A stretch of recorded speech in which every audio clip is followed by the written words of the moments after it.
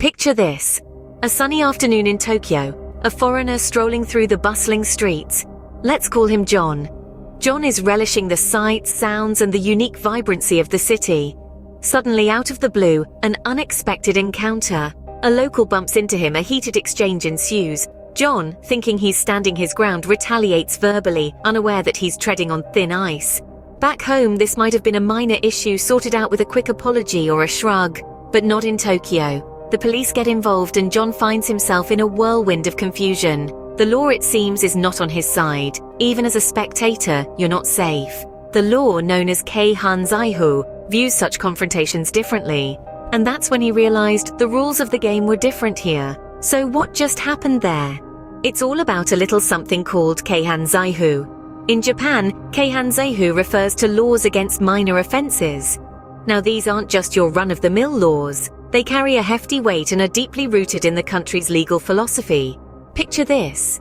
The year is 1889, and Japan introduces laws that essentially prohibit confrontations. Fast forward to 1989, and these laws are resurrected, still very much alive and kicking. These laws are no joke. Initiate a fight, and you could be looking at up to 2.5 years behind bars. Accept a fight, and you could be stuck in the slammer for anywhere between 6 months to 2 years. But what if you're not fighting? What if you're just watching? Well, you're not off the hook. Spectators can face legal consequences too, ranging from 1 month to a year in prison. So even if you're just watching, you could still end up in hot water. Talk about a rock and a hard place, right? Now you might be thinking, but what about self-defense? Well, Japan does recognize the concept of self-defense, but it's not as straightforward as you might think. Even if you're acting in self-defense, if someone gets injured, you could be looking at up to 15 years in prison and fines of up to 500,000 yen. That's roughly $3,400 US. These laws reflect a key aspect of Japanese culture, the emphasis on minimizing disturbances to others and society. In Japan, avoiding confrontation is seen as a way to maintain harmony. So even a verbal altercation or simply watching a fight can be considered a violation of these laws. But remember, the interpretation of these laws can vary, and outcomes can be unpredictable. So the next time you find yourself in Japan, remember the golden rule. When it comes to confrontations, it's better to walk away. As they say, discretion is the better part of valor. But why are these laws so strict? Well, it's all about harmony. You see, Japan's legal philosophy is deeply rooted in the cultural emphasis on minimizing disturbances to others and society at large. It's not merely about avoiding physical confrontations, but also about preventing verbal disputes. Even being a spectator to a fight can be seen as disturbing the peace. This perspective significantly differs from what we're accustomed to in the West, where the focus tends to be more on individual safety. While we might see standing up for oneself as a virtue, in Japan, it's often more valued to maintain the peace, even if it means swallowing your pride or apologizing insincerely to de-escalate a situation. The concept of self-defense isn't absent in Japanese law, but its application can be a bit of a minefield, especially for foreigners. So in Japan, it's not just about your safety, it's about everyone's peace and quiet. Okay, but what about self-defense? Surely that's allowed, right?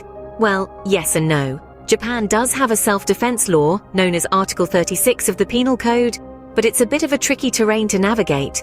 This law recognizes the act of self-defense, but it comes with a catch. You see, your actions have to be deemed as an urgent and unavoidable action to protect yourself or someone else. Sounds straightforward? Not so much. The real conundrum lies in the interpretation of what exactly qualifies as urgent and unavoidable. This is where things get a bit complicated, as this can be quite subjective and can vary from case to case. In a courtroom, the interpretation of these terms can sway the judgment, and that's where the unexpected challenges can arise. To paint you a picture, let's consider a few examples. Imagine you're cornered in an alley by a threatening figure. You spot a chance to escape, but instead, you choose to fight back. In this scenario, your actions may be considered avoidable, even though you are acting in self-defense. Or let's say you're in a crowded train and someone gropes you.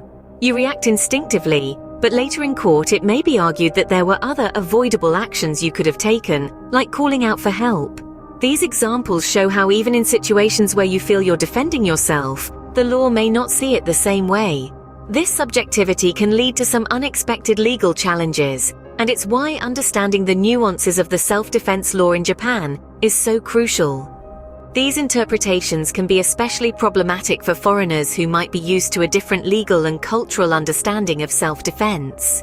It's a delicate balance, and it's important to be mindful of these complexities when in Japan. So, even if you're defending yourself, you might still be breaking the law. It's a tightrope walk. For foreigners, this all can be a bit like navigating a minefield. You see, Japan's legal landscape is filled with complexities that might seem unfamiliar or even intimidating. Let's consider some anecdotes. A foreigner once tried to break up a fight, only to find himself at the receiving end of a police investigation. Another foreigner was involved in a minor scuffle, and even though he didn't start it, he was still penalized. These experiences highlight the unpredictability of the situation. The fear of bias or deportation is real. On the flip side, there are cases where the police have chosen not to pursue charges against foreigners. These instances underscore the subjectivity of the law's application. In the end, the key to navigating these laws is to avoid confrontations. So remember, when in Japan, it's always better to walk away, because in a fight, no matter who wins, you lose. If you have enjoyed this video, please give it a like and subscribe to our channel.